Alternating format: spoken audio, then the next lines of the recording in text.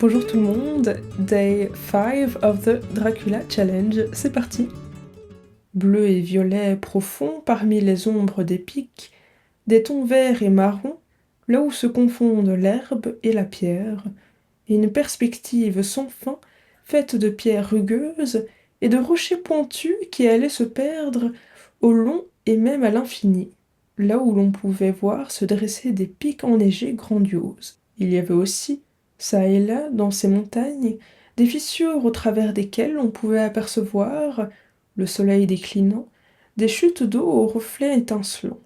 Nous contournions le flanc d'une colline qui nous révéla soudainement le sommet d'une montagne, couvert de neige, et qui semblait, alors que nous avancions toujours sur cette route sinueuse, se dresser brusquement devant nous.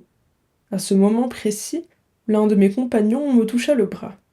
Regardez, Istensek, le trône de Dieu. Et il se signa avec révérence.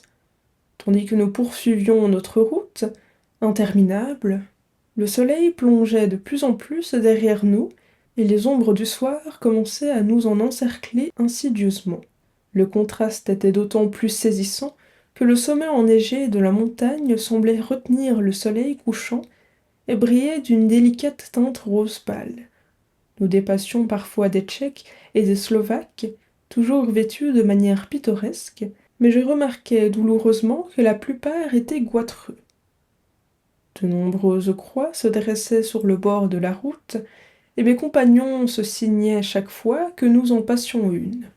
De temps en temps, on voyait aussi un paysan ou une paysanne à genoux devant un mausolée, et aucun ne se retournait jamais sur notre passage. Tous paraissaient s'abandonner corps et âme à une forme de dévotion qui les rendait sourds et aveugles au monde extérieur. La plupart de ces choses étaient nouvelles pour moi.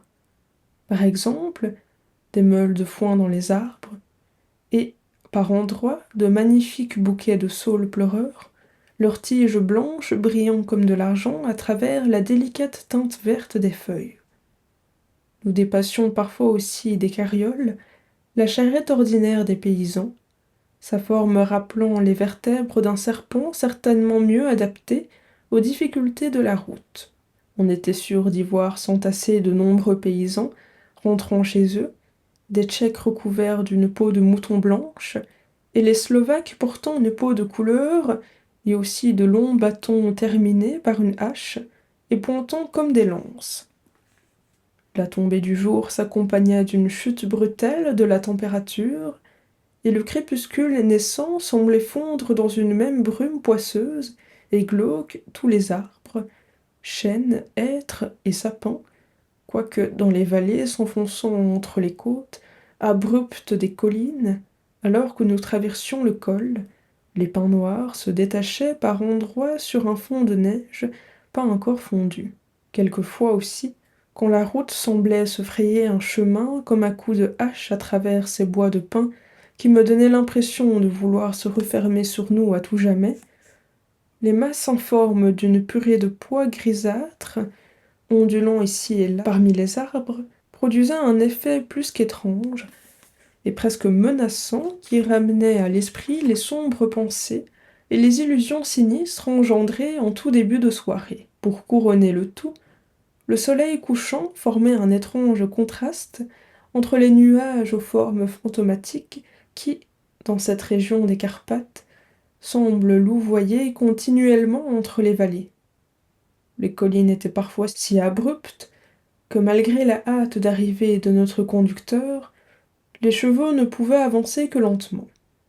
J'aurais souhaité descendre et marcher à leur côté, comme je le fais chez moi, mais le conducteur ne voulait rien savoir. Il me dit « Non, non, vous ne pouvez descendre ici.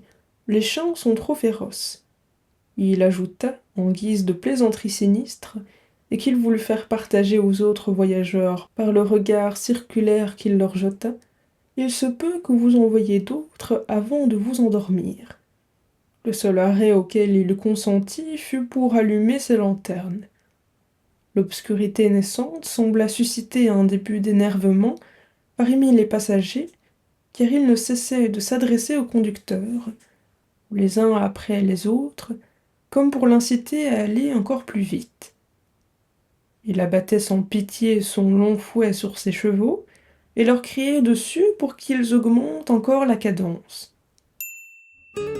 Thank you for listening to this episode. Don't forget to subscribe to stay tuned for another episode and make sure to hit the like button. I would really appreciate it. Au revoir! See you tomorrow. Bye!